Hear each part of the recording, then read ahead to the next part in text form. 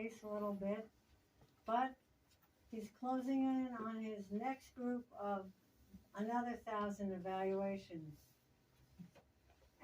Alan has been a member of 4 different advanced Toastmasters clubs, including sponsoring what was probably the only private advanced club in Toastmasters history. If anyone doesn't know about advanced clubs, they almost 100% give group evaluations for every one of their speeches. And today that's what we're going to be practicing as well. Please welcome our very own Alan Supanik.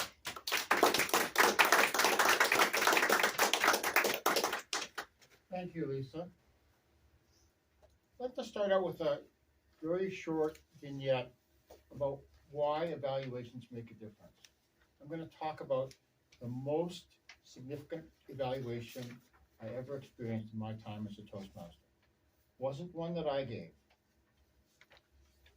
I was a Toastmaster member in a prison club, a women's prison club at the Framingham Women's Prison, which has since closed down. And we had a very active club there. About a third of the inmates there were members at the peak. Now, the average person there was probably not as accomplished a speaker as the average person here. Background was all over the map. Many of them had horrible histories growing up. A lot of them had been mentally abused their whole lives, low self-esteem. And one night, we talked a woman into giving her icebreaker speech. And she didn't really want to do it, but we pushed her fairly hard, and she got up. She gave this rambling 12 to 15 minute long icebreaker, and she started off chronologically, and then she jumped forward, and she jumped back, and she jumped forward, and she jumped back. And eventually she finished. So we finished all the speeches, and we got to the point where there were evaluations, and we dropped the ball. We hadn't assigned her an evaluator. And I thought, oh my God, first icebreaker speech, someone were encouraging to get there, and why don't we have an evaluator? And one of the guys that was helping me run the club put up his hand and said, oh, I was hoping I could do an evaluation. Will you please let me do it? And he did. And I was sitting behind her. I was in the back of the room. And I watched her. And she started out, I could just imagine all the feedback she's gotten in her life. Not a lot of it was positive. So she stood there kind of slouched down, thinking, oh, rambling, incoherent speech. I'm just going to get lambasted. Yet another person is going to tell me how lousy I am. And he went on. He gave a 6 or 7 minute evaluation. And he found 20 or 30 positive things to say. And by the time he got to number 6 or number 7, she started to sit up in her chair. By the time he got to number 12, she was sitting up ramrod straight, and she had the biggest smile. Sitting behind her, I could see that she was smiling. And she stayed sitting up and stayed smiling for the rest of that meeting, and she went on to become one of our most active members. Her life was transformed by one speech evaluation. So if you've been giving speech evaluations for a while and you think you're good, how many people's lives have you changed with your evaluations? You can do that. And ask me at the end of the meeting, because this stuff transfers to more than just Toastmasters. Now in Toastmasters, we often do what we call the Oreo cookie method. And I've got some things. The actual Oreo brand, I have them out of stock right at the moment. But can you please take one of these and pass them on? Jonathan, can you take that and pass them on? So this is an Oreo cookie, but it's a little different than regular Oreo cookie. The 2 sides are different colors, right? And this is the Oreo cookie I want you to have in your mind when you do an evaluation. Because we say positive things, constructive things that maybe need a little bit of sweetener, and then we say positive things at the end. So we say positive things at the beginning and the end, but the things we say at the beginning are not the same kind of thing that we say at the end. And please take a cookie whether you're going to eat one or not. You can throw it out if you don't, but keep this in. And virtual cookies to all of you guys on Zoom. So, what are the three parts? What's the first part? Positive things. So, I would say 3 to 5 positive things. That's your rule of thumb. You just depending on 2 really good ones is fine, but 3 to 5. The one I talked about, he gave like 17 to 20. Went over time as well, but okay. What's the middle layer? Constructive. Okay. And you really want to think about that. It's got to be something actionable, something they can act on, just like, oh, you should check your facts. Well, I don't know. No fact checking in Toastmasters. We don't care about the facts here. Right? You give a speech, you want to keep on going. Yes, I was sitting there facing west in the sun as the sun came up. And the sky was a beautiful shade of green. Doesn't matter. It's a Toastmaster speech. We're looking at the form of the speech, not the content. And then the last thing you want to do is talk about, what's the last layer? Yeah. Try to encourage them to give the next speech. And as a Toastmaster, I have a lot of people come up and say, why do we bother with the cookie layers? Every place else we go, we just give that constructive feedback. Constructive feedback, that's what's the most important. Why don't we just give the constructive feedback? I visited advanced clubs and they said, yes, we just give constructive feedback. We focus on that. And I say, thank you. I hope you enjoy your club. I'm never coming here again. Never coming there again.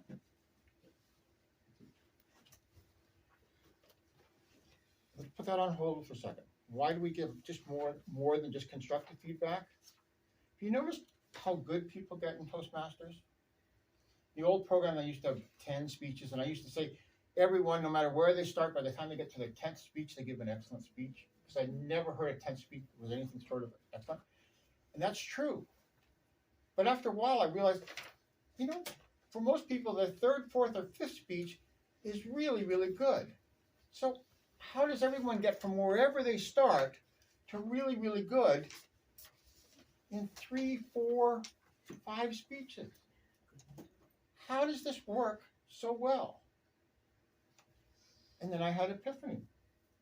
It's that first layer. We sit there and tell somebody, here's all the things that you're doing right, and you hammer that home to them, make them receptive. They're thinking, oh, this person really gets me, because they're seeing all the good things about me. And then you give 1 or 2 constructive things.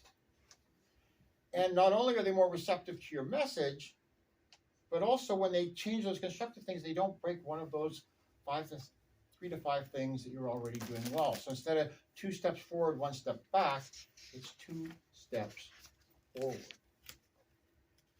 So you start out thinking constructive criticism, that's the most important part of my evaluation. 2, what? Those 3 to 5 things you give at the beginning, that's the most important thing, because that's what makes you go 2 steps forward. So out of the 3 layers, top layer is the most important. And then I was in Toastmasters for a year. And then in that year, I did close to 100 speeches, probably gave 200 evaluations, and one day I had another epiphany. That third layer where we just kind of tack it on, and you just sort of say, look forward to your next speech, right? That's how we address it all the time. Well, if you think about it, if you tell them the best things that they do and the most constructive things in the middle, and then they never give another speech, you have wasted your time. So I maintain out of the 3 things we're going to teach you tonight, that last one, the hardest one to articulate, is arguably the most important. What can you say to the person you're evaluating to get them rush home and start working on their next speech, whether it's redo the speech they just gave or start working on their next one? Okay. All right, let's just talk about the constructive, the good things. So when you're thinking about the good things, you can think about vocal variety, gestures, how they move their arms, how they move around the stage. You can talk about the format of their speech, about all the positive things you've heard of. But so we're gonna have a speaker come up, and then we're just gonna sit here and do a group evaluation, and we're gonna write down things that we think they did well. Lisa, do you want to introduce our first speaker? Sure. Welcome Lisa to the stage.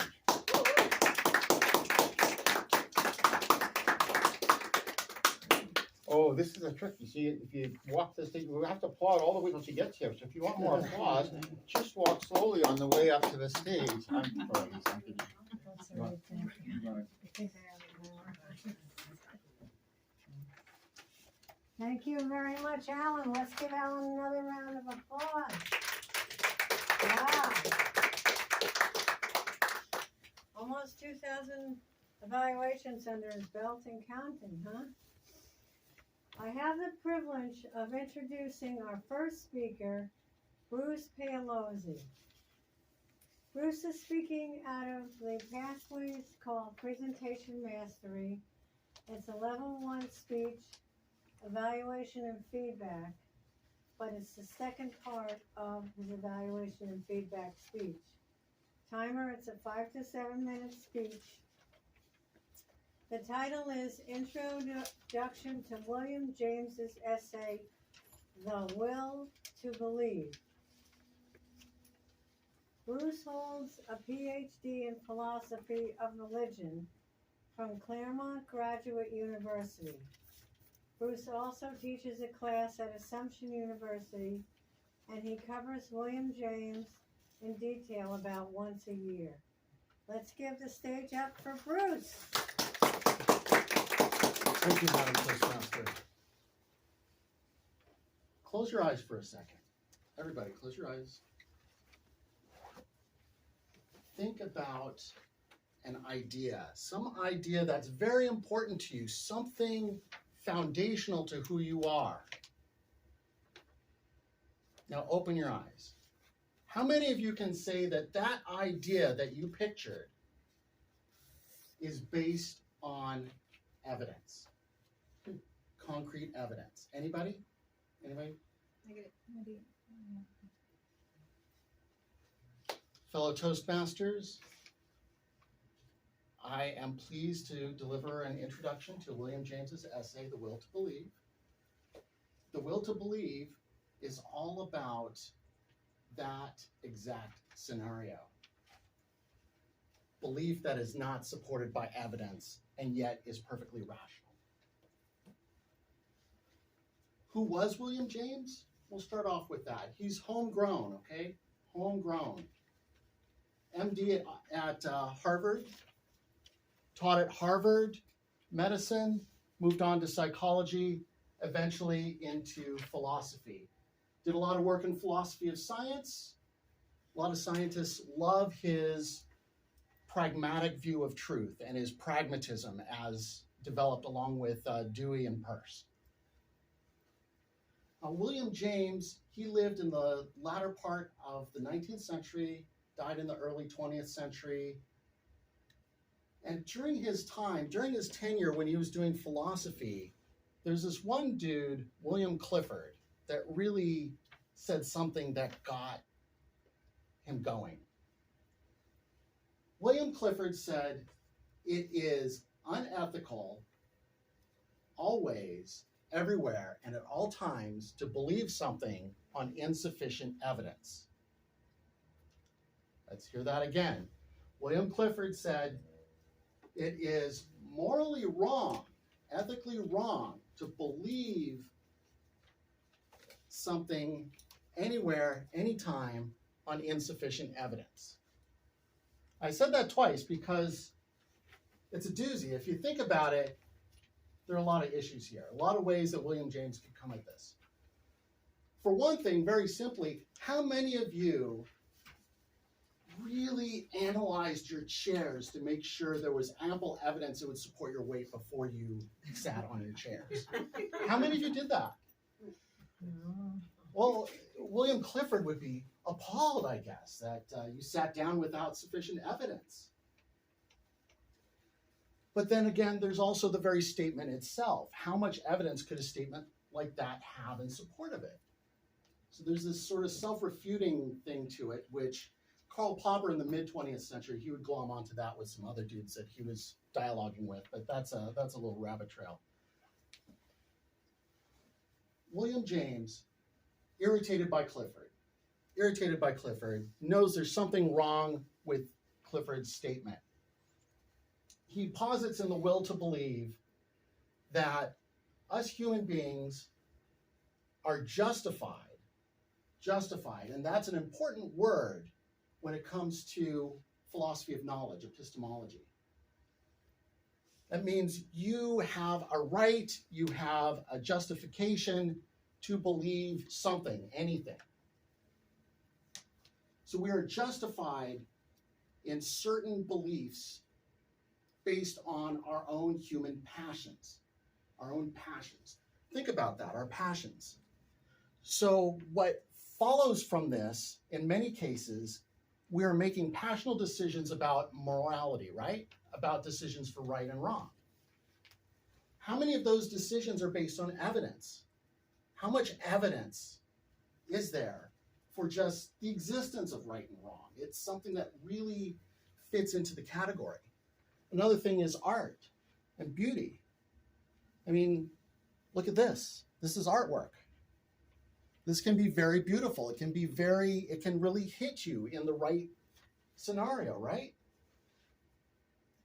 But that's how much evidence is there for beauty, for art, for your judgments of art. So human passions were justified in making these decisions. But William James, he's a pragmatist. And a lot of his work really revolves around the scientific method. So how is somebody who really loves the scientific method going to get to this spot? Well, he knows that all of our human passion can go off the rails. So it can't only be human passion. How many of you know somebody who passionately made a wrong moral decision? I know, I look in the mirror every day, I see one.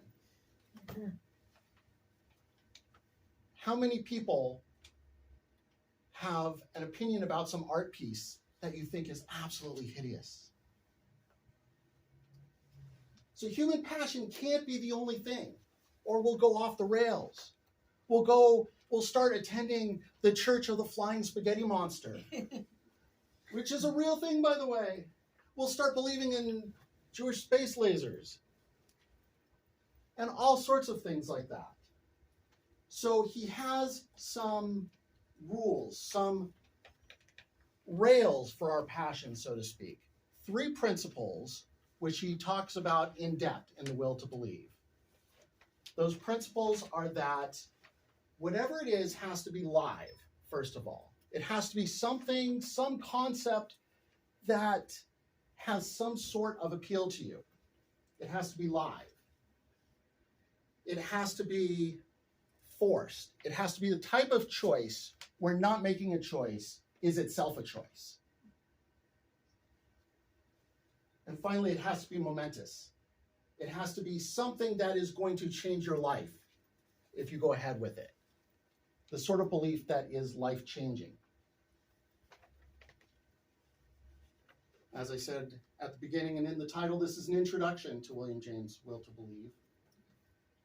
I have spoken on this topic for 2 hours, so I'm not going to spend 2 hours talking. I do hope that this has piqued your interest. His essay, The Will to Believe, is in public domain. If this has piqued your interest, I invite you to find it online and give it a read. Thank you, fellow Toastmasters.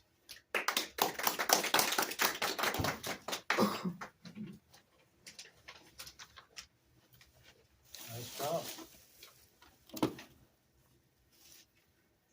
Let's just give kind of 1 minute. I just want you to each write down 3 things that you really liked about the speech? The first 3 things that come to mind. You can write down 4 or 5 if you want. I'm not gonna check your piece of paper.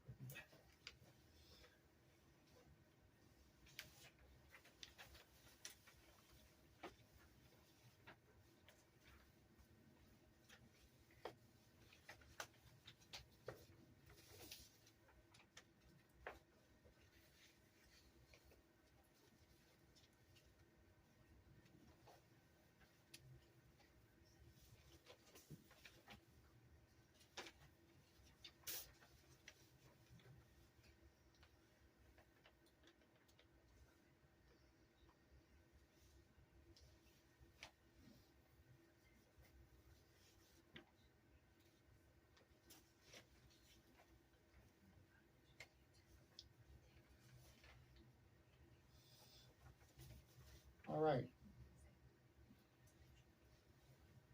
I'd like each of you to throw out an idea. So if you've thrown one idea out, I want you to wait until everyone else is gone before you throw out a second one. Who wants to go first?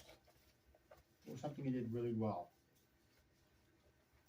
He prompted the audience for responses to keep them engaged. Ask questions. Great. My students used to tell me I should be a doctor writing prescriptions for a living. My handwriting is that quality. Aggie, why don't you do it? He actually repeated the question, which was very helpful. Yes. Tyler. He also used the whole stage and had good body language. Just go with use the stage, trying to sneak 2 of them in there. What's somebody from Zoomland?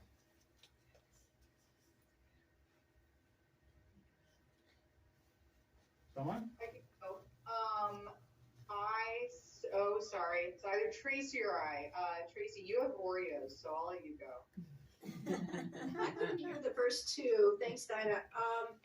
I really love the way he pulled us in at the very beginning and asked us to close our eyes and get engaged with his speech. Engaged us early, yep. Great. Did that get you already, Aggie? Yeah, I have another one. Well, you wait, Lisa.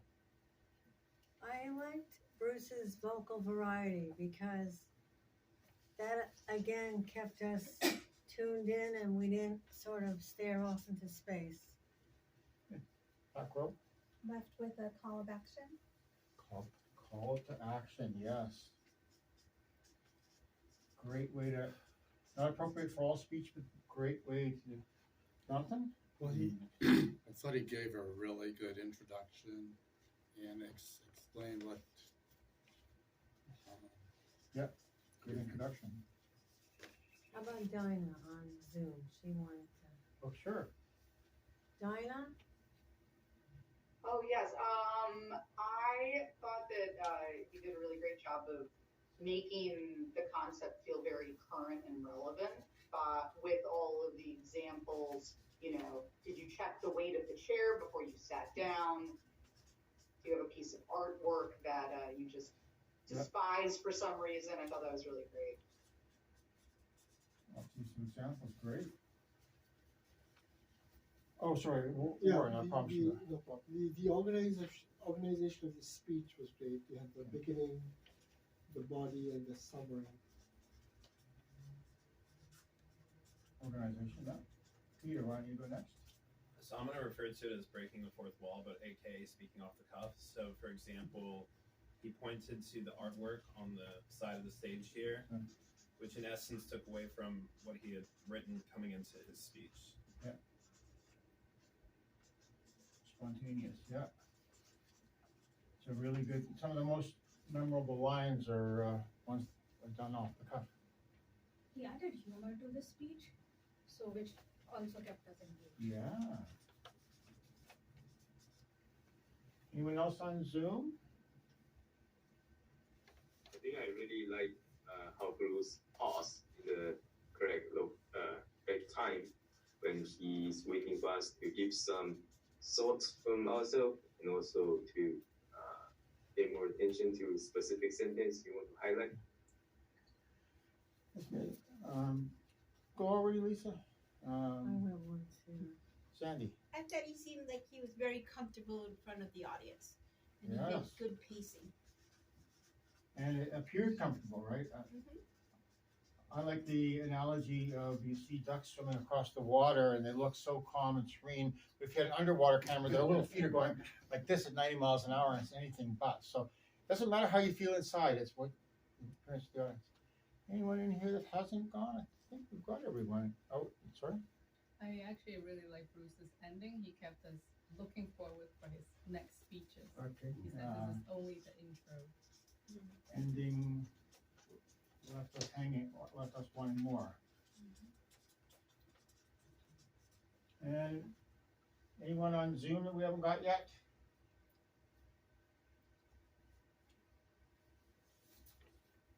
Okay, you don't have to. Let's just stop there. Can you look at the breadth of that list? How many of you thought that list was a lot longer and covered a lot more things than you thought was gonna? I mean, I did, and I've been doing this for a long time, right? Look at how many different things you can talk about.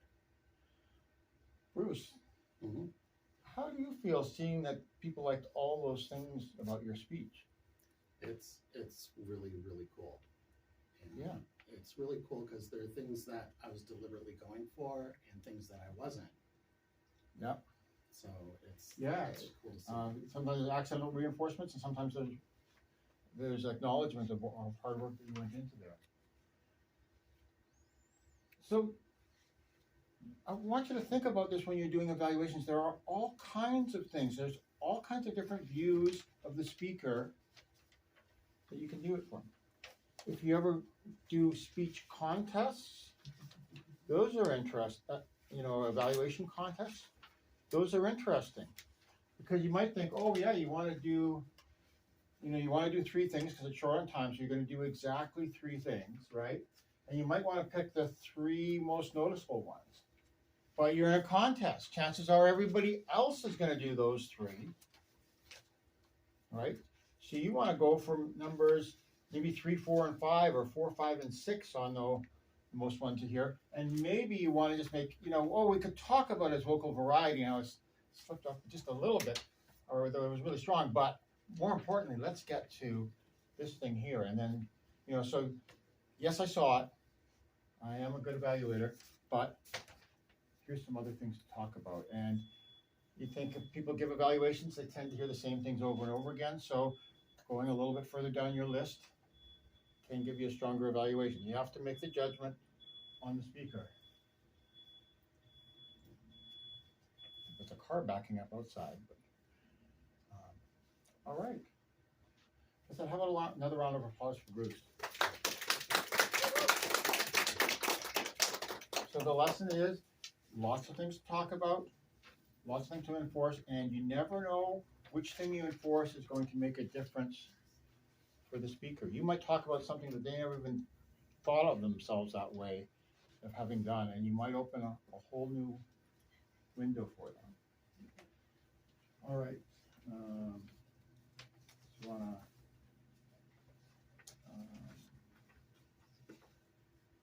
Okay.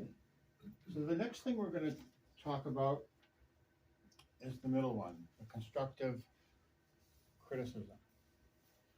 And we're getting constructive criticism our whole life, and so you think that's one you're most comfortable with. But one of the things I want you to think about is it constructive? Am I saying something that they can do something about?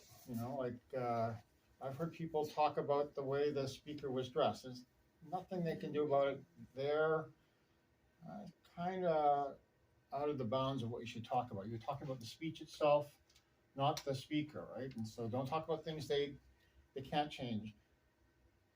Be careful about talking about how they pronounce things. Maybe the English isn't their native language, and I've heard excellent speeches where the grammar was wrong, the words were wrong, but the content was so compelling that it overrode all of that. And so, think about, don't make them self-conscious about things that they can't easily fix and focus on the things that they can. So look for something that will make their speech better, but you know, you've got to tell them what it is, why it's important, and some things they could do differently the next time.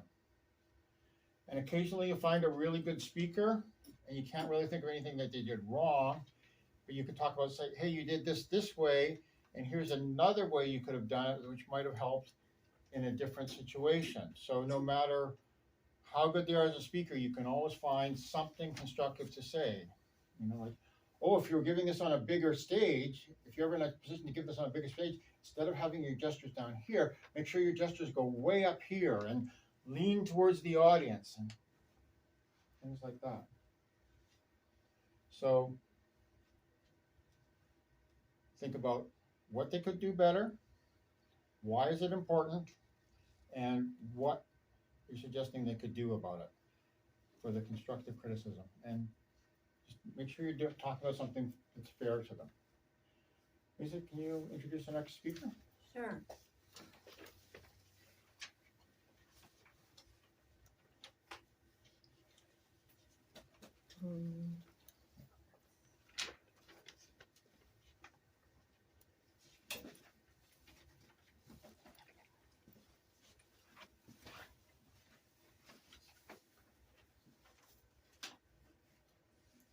Before I introduce the next speaker, I just want to thank Alan again for being our facilitator. That was terrific, Alan. Thank you very much.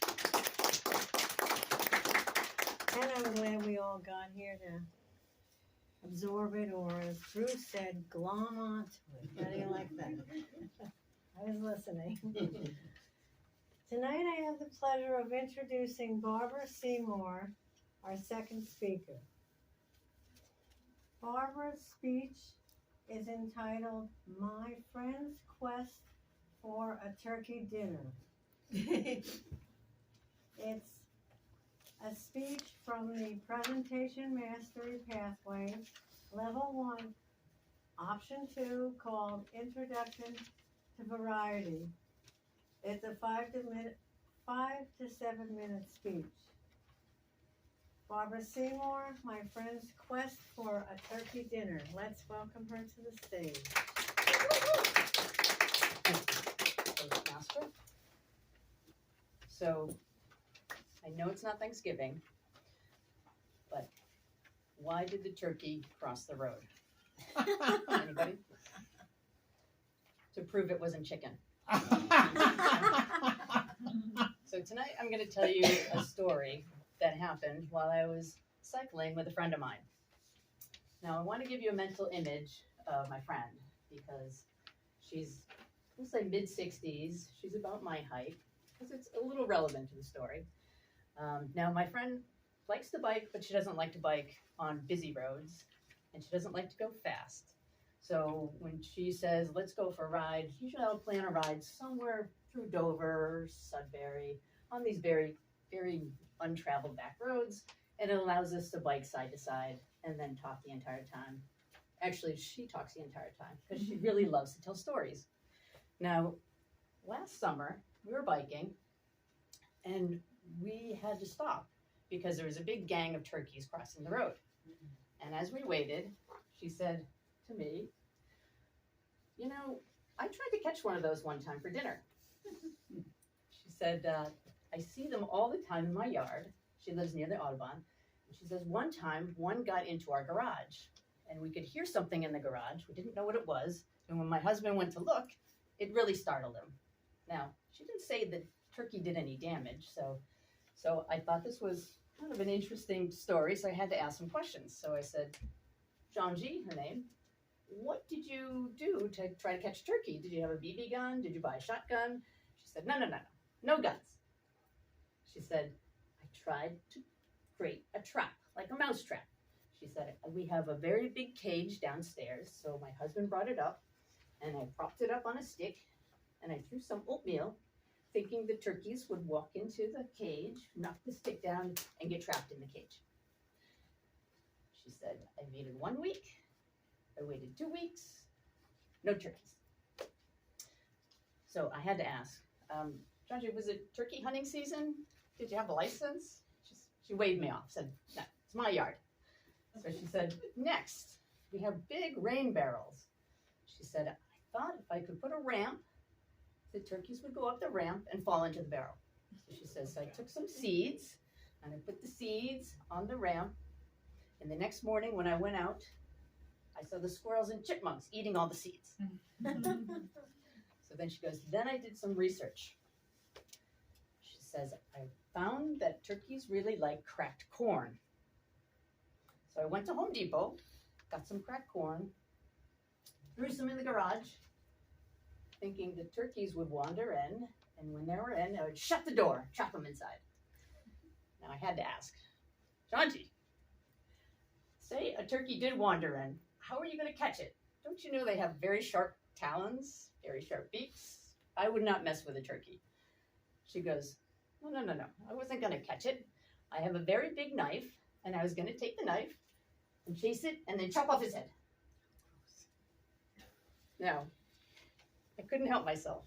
I had to ask, Janji, did you grow up on a farm and never tell me? She said, no.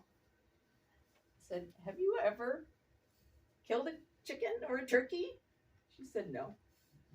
I said, so you've never killed a turkey, you've never gutted one, you've never plucked one. What were you going to do with this? And she got very quiet. And I think she had an aha moment, realizing, had she actually captured a turkey and contained it, the actual butchering part probably hadn't crossed her mind. However, since we talk recipes all the time, she did tell me that she was going to prepare it as soup only because, you know, wild turkey is not going to be very tender. So before our ride ended that day, she actually told me of yet another story.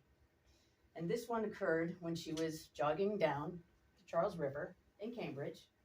Now, if you've ever been in Cambridge, stuck on Memorial Drive, you'll know that there's tons and tons of Canadian geese out there, Canada geese.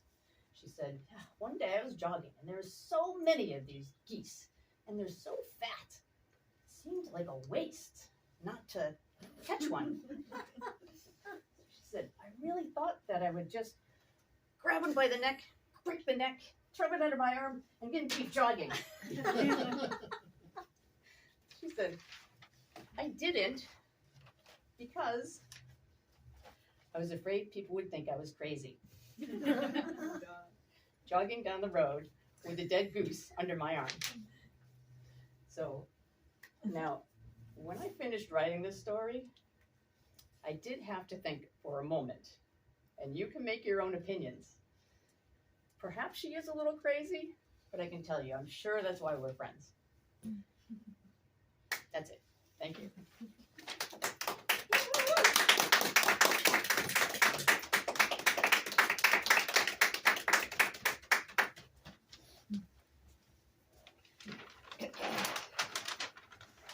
All right, I'm gonna do something different for this stage. I'm gonna have you break up into groups of 3 or 4, and there's 4 of you on Zoom. So you guys are gonna be in one group together and go into a breakout room.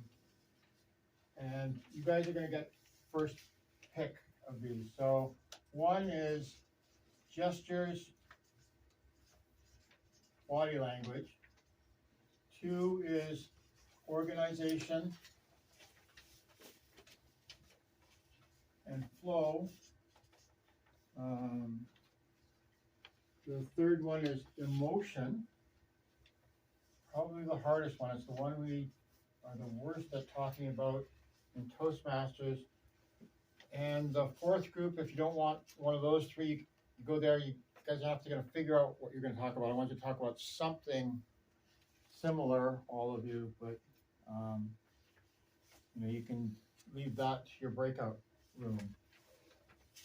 People on Zoom, do you want to pick one, and then maybe the first one that says something will get the choice for everybody. So there's your motivation to speak up quickly. Anyone? Can you reread the topics? Okay, gestures and body language. And vocal variety. Sorry. kind of the basics. This is organization and flow of the speech. This one is use of emotion. And the last one is, you guys can decide.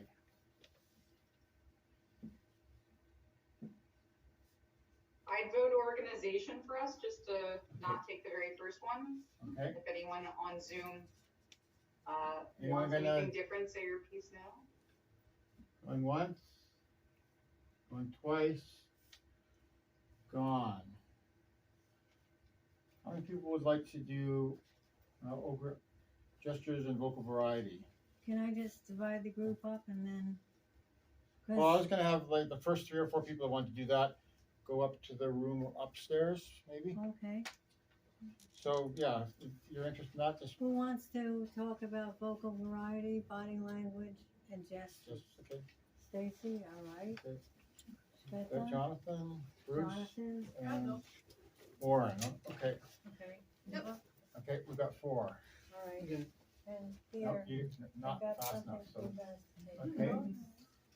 And. So that's, this one's taken. How many would like to do emotion? No, just talk about Okay, it. those 2. Your Sandy, emotion. okay, sorry, vocal Sandy and variety. Tyler, okay. Why don't you guys do the back Body corner, language. and then the rest of you get to do this corner, these 4 chairs here. And you guys get to decide what you're gonna do. So they can do any of it, right? You can't do these 3, you can do anything you want, but not those 3. Oh, it's a free space, like, yeah. Yeah, free space. So, okay, so 4 of you back there, other 4 up here. No, I just need any other direction about what we're talking about, or just I know talking nothing. about. Well, we're looking for constructive criticism, so what they could do differently, What is why it's emotion? important, Yeah, emotion, and what they can do about it. I think you are going. I know, I'm I was a trying to. stoic, Yeah. I don't have Yeah, a and I'm then very it's high. like- Just a Right? whole process. Right? Sandy, are you with us? I think so. Do you have emotions? Do you have an Okay, I experience think with we have our emotions? group, we'll have them muted. I sure hope so. on Come in. That side, so we can just. So are we the Can you other, do a breakout room? yeah, literally the other, Miscellaneous ones. yes, Blanksley. Or, Let me see if I can even make a or I don't know, breakout or room. can we mute on this end? Yes.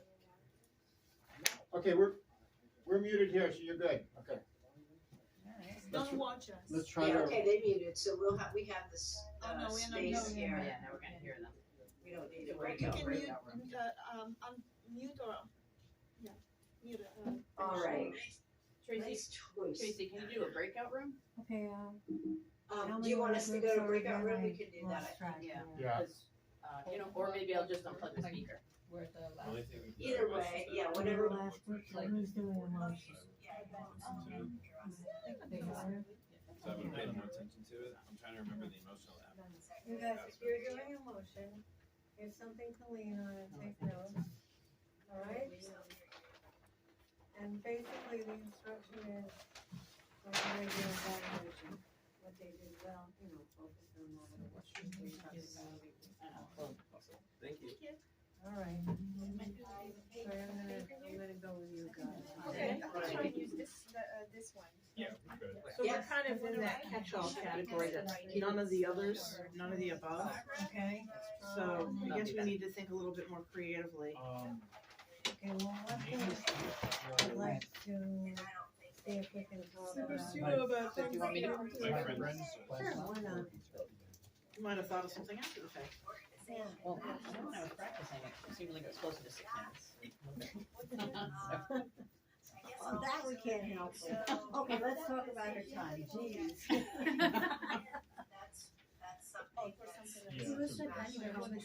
He was in the front where we couldn't see the cards, kind of like in a contest, only the speaker could see the cards. So I'm gonna presume she stopped when the red card went up.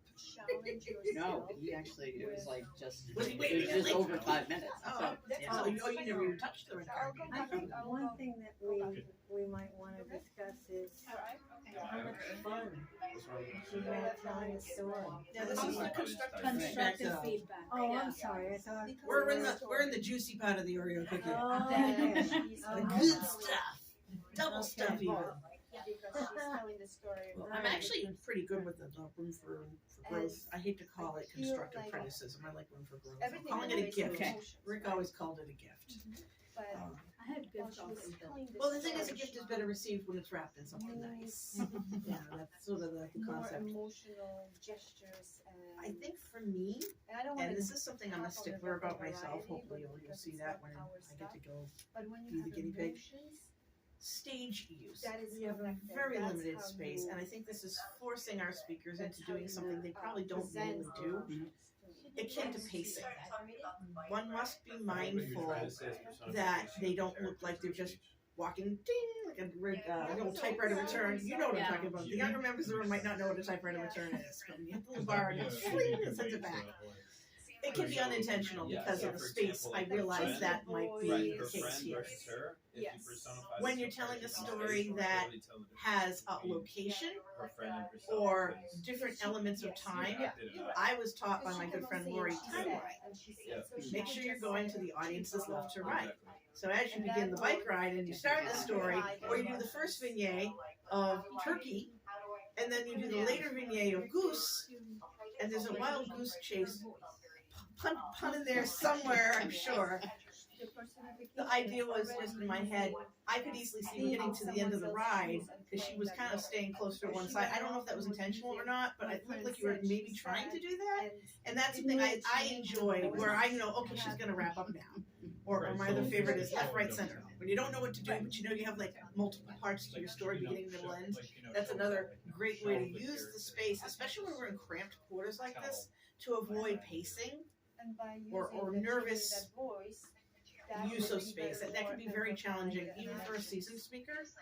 And when he was talking earlier about, hey, if you have more stage, use it. Especially if you're in a contest where they actually will vote, like, demerit you if you don't. Yeah, If you stay just in the middle of the stage for the whole speech, that can actually deduct points.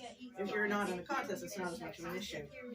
But if you're given a place to play, for Toastmasters, have some fun with it.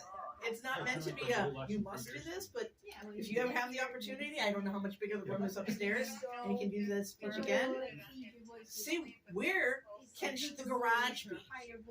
Where she's running along the river be in your head? Like it's a stage where they turn on the light when you get to that scene, and then they turn on the light when you get to the other scene, and the rest of the stage is dark. That's what my brain sees when people own spots. That's a thought. It doesn't have to be done. It may not be suitable. How about you? What do you got? What do you got? She's got some notes. I can see No, it. this was from the last one. I was Oh. trying, thinking of making notes. Well, you can circle back to you. You have some notes. What do you have that she might tweak, try, or? Constructive. Can I Go ahead, go Lisa. after you? Well, I guess the only thing is, I thought the ending could maybe round it up a little, because your stories are great. I don't know if this would really I go think with emotion though, but she described a lot of the yeah. imagery though in the beginning pretty Give well. it a little bit more time for your ending, I think. She had the time. Yeah. Yeah, how maybe how the ride ends, and that kind of maybe circle completes your story. You know, either, biking, on some side roads and. Maybe a call to action, since we talked about a call to action, something on that lines. Or like you're as crazy as friend, and reminds like other people of Or like, maybe you the have a question crazy is, oh, what time friend. am I coming over for turkey dinner? Yeah. Just some kind of circle back, yeah. Or does that remind you of any of your crazy friends, and like sends them down the Yeah, any of those, yeah, those are good. I like It was that. a sunny day. Steal whatever you And want. the wind was blowing, right? So now you imagine. I think this is a little bit of like the organization one, but I think I got a little bit tripped off when you said that she told a story earlier, and I was like, okay, so then maybe that story would have been early one, and then followed by Like a flashback, yeah, so that goes back to like the use of the stage and then the sequence of where you position that story. I was like, in my head I was thinking like, okay, was this the first story, or there are two different stories, so maybe position it in a way that That's important because plus one was about turkeys and one was about geese. Good one. yeah. I was also gonna say, I would have loved to see some sort of very exaggerated I don't know what activity when we're throwing the cracked corn on the ground. I mean, to me, Absolutely. that, You, you you know, reach to set up the stick in the trap. I right. can kind of see you like setting it up and then backing away. I mean, you did the And we're fun. steps Yeah, But it's especially funny, when we're it's fun. very well. Didn't you do those Yeah, steps? the Yes, steps. that I Yeah, liked. you did that really well. I mean, And- I'm thinking it's a garage. carrying Now- the sorry, Lisa, No, go ahead. that's right. Now a car is gonna drive over cracked corn and everything. Or As I soon as was the other also people get here, we're thinking, gonna start if you again, have- so Okay, get if back you to have where to we think fling about it your under top one or two. your arm over here, you know, like how heavy would, I mean, right? She's Yeah. jogging. So You maybe can the lean room to for one growth is to side take for something she did heaviness, well and right? apply it in other parts of the speech. It's not just But necessarily I just don't know, the speech wasn't any good. It was like it was great, but it could be better. I like And And also- especially when it is about the vocal variety. Right, and you're Same. embellishing, and they're both about birds, so Aggie, how do I something she unmute? learned from the Or turkeys activate the microphone? could have translated to the This also next could have been a one. tall tale story if you really wanted to have fun. Maybe And that or you exaggerate. Yeah, exactly. Oh, there's a contest we don't do very often because it's not ever goes on to any We're gonna upper do, levels. But I did it present, once, so and my think of your trophy top was one or a two fish on a things. plaque, a fake fish, but you know. So it's all in the Singing fishes. Yeah, but actually it wasn't even that. It was just a key ring holder, but it had that. That was the implied. And maybe like, you know, I don't know if you're almost talking hear about if the you same turn the thing, volume but like, down, but we'll turn the you volume up know, when enact the we turkey have as fun when well. we're going. Like, whatever. But the idea is that you know it's Ducks kind of having crack, crack, exaggerated, crack, or what you right. believe. Like this is almost like that really is crazy. But you're gonna tell her that. One or two. Okay, I did. Oh, well, okay, no. I'm gonna remember. I'm gonna say are the. I was using it as a paperweight. Oh, I wanted. I was using it as a paperweight. And then I So got oftentimes, I did have to earlier. It's not like I'm staring. Yeah, the huge. Just staring at it. Punctuation of, you know, the reliving it, Who's I that tell you, go? it's You much will? better. Yeah, I think so. As I said, on the stage, on the Right. radio, Yeah. yeah. I'm That's gonna what it means, jump over here. reliving, not retelling. So that could be an area of improvement, which then leads I into have the somebody for you, so. Okay, that all was right. interesting. Recording in progress. So we're gonna go through each group once, and if we've got enough time, we're gonna go through each group twice. But I'm gonna have each group, what I'd like you to tell me is what you want to give constructive criticism about, why it's important, and what they can do better. So why don't we start with the people from upstairs? You came from, well, second farthest away, but, one of you wanna present your, Come up or just stand up or? whatever works best for you. So we thought that we could offer when doing dialogue both two things to improve on that would be facing different directions for each of the speakers. So always, you know, when speaking from her own point of view, facing one direction, one side of the room, and then when speaking from the other friend's point of view, face the other direction, other side of the room, or just slight movement. And then also could do the voices possibly in a little bit of a different way, her own voice, and maybe like a little bit of a different type of voice for All right, the person. so that's good as what you're talking about and how to do it better, but why is it important? Because it would help people really distinguish right between the two. Excellent. Thank you. Who is talking? Yeah. And, Can you read those to us so we could hear on Zoom Sure. a little bit? Because it's hard to sure, hear. the what was dialogue, how to do dialogue better, and why, because it helps you distinguish who is speaking. And the two suggestions they had for ways to do that is face different directions when you're talking one speaker and another direction when you're talking other speaker. Maybe use a one voice when you're talking this way, a deeper voice this way, that kind of thing. Excellent. Have a round of applause for that. John LaCroix talks about a third method. If you need to do a narration, you can lean out this way, and people somehow figure out that this is one speaker, this is the other speaker, and this is the narrator. Use your normal voice for narration and higher and lower for the other. Excellent. People on Zoom. What was one of yours? So I'm designated speaker, but I think we might have misunderstood the assignment. We focused on positives exclusively. Are we looking for areas of opportunity? Is that right? Yeah, this was the constructive criticism. This was the middle layer of the Constructive criticism. Okay, no, that's fine. I can switch one of ours up. So as a positive, we really liked what we're calling the vignettes, the areas of how is this friend going to kill this turkey. Yeah. That they were enjoyable. Area for improvement or criticism would be summing that up again potentially at the end. We have these really nice maybe 3 different vignettes, but wrapping them up and potentially going back and reflecting on each of them was a nice way to drive them home to help the audience retain information as far as the why. And then we're looking for examples to remedy for the future. Is that right? Okay, although I thought you kind of covered that with summarizing at the end. But yeah, you have another one? Another one, again. Another one for the vignette? Since we were focusing on positives, we really loved the opening. Okay, no, let's get that. Let's get that. Question, Sorry, but, sorry, having excuse me. additional engagement. We're just doing one for everybody right now. So save that one for a minute from now. The group that was in the back. Which one did you guys? Emotion, yes. Emotions. So I'm gonna build on what was said for the first one, which was dialogue, but building on top of that, I'm going to talk about reliving, not retelling, or AKA method acting.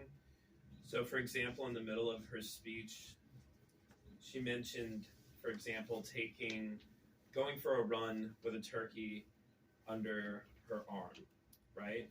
And what I think would have been more effective there is if she had distinguished both characters through personification. So, for example, she could have said something like, "Are you really going to go for a run with a turkey under your arm? Why wouldn't I? What's so crazy about that?" So more vocal variety, in essence, more emotional impact through personification, and really allowing us to be inside the head of both characters, if that makes sense. It's really hard to describe, but that's kind of what I would say. Okay, and why is it important? Because then as an audience, we can see ourselves in each character. Okay, so it helps involve the audience, engage the audience. But also display the emotions through the personification and variety, speeches and vocal variety and everything. Sorry, I missed the beginning. Say the first few again. I'm saying that it will expose the emotions that are coming through. Yeah. I want to say that trying to look at emotion is, I think, one of the hardest things to constructively critique during a speech. I agree. Emotion is far and away the hardest of everything. And why formal Toastmasters, they don't talk about emotion at all, basically. The group that was up here, what did you decide to talk about? We, anybody else can jump in, but basically we talked about, we have a small area here and we wanted to make sure that it didn't look like the person was pacing at the front. So part of that is when you're talking about different time frames, like for the different stories, is to start from the left, go to the middle and the right, or vice versa. Somehow make it flow chronologically so the audience is involved in following you in the space you have provided. Okay. The timeline. Why is it important? Timeline. If you're doing a flashback, you could start at one end and then jump back to the other end of the stage. Yeah. And at one point, we weren't sure whether one of her stories was earlier than the other. Yeah. And we realized that would help clear that up. It allows you to block the stage. Yeah, it's actually interesting because you talk about one area, one location, and you stop talking one part of the stage, and you go over here and talking here. You want to refer, you can point over to there, and everybody knows exactly what you're talking about. Yeah, that's fantastic. Time-wise, okay, we're supposed to be in our break now. Let's do a 10-minute break until 8:15. Is that enough Yeah, time? that's fine. I think, somebody go upstairs and help Stacy bring stuff down, Yeah. and I'll lay Where out should what we, I where have. should we put other Let's stuff see. on lawn chairs or? We can clear off that from Oh, the. yeah, okay, all right. Stacy, do you need help? Yeah, anyone could, if anyone wants to put some. Everyone of wants these to cheese help. Everyone crackers wants us to help Stacy. in there. And someone could put these like. Never heard a story quite like that one before. I know my time. You need help more down here or upstairs? Pretty sure it was gonna be appropriate. Okay. I'll follow you from the. So I don't know if there's anything about. Do you have one of those standing desks? Right No. away. Wish was not there. Well, they're always on the hook for Mine those. currently set up to the I same just keep chat, going. but I couldn't see them and I Yes, know it's that you wanted to- Oh, I like I You know, I in the do. beginning when I was doing 100 speeches a year, just Yes. nothing to talk about. Yes, but I'm using it for everything on video consultations so that I can have the camera at the right height and look kind of up to it. And then if I need to pull up something and talk about it or whatever. I don't know if that's- I have a desk space to do that with. You need, and then you need to write, you need to type it, I don't want to. Is that what the cookies are? Oh, yeah. Right, just like the height. Yeah, it's good, it's approximately a 90 degree, exactly, and then of course you want your knee to be bent not necessarily. I think one of the projects is also, There's a lot of, I have a friend who's like, any other project, but it's very, very. more about regular. Sort of. And also, in the plastic So, bag. There's an extra. Yeah, and then there's like Jonathan, are industrial you still organization. Participate in, take a role into the, when Yeah. this. Yeah. They're Stopping to work for the company she works for, so there's. And selling there's one So more. the damn thing? Huh? Yeah. Her certification, It's, her the person either who showcased all of the. Start a club, chairs and things, Start a because club. she knew approach what a she was club, talking about. or Program.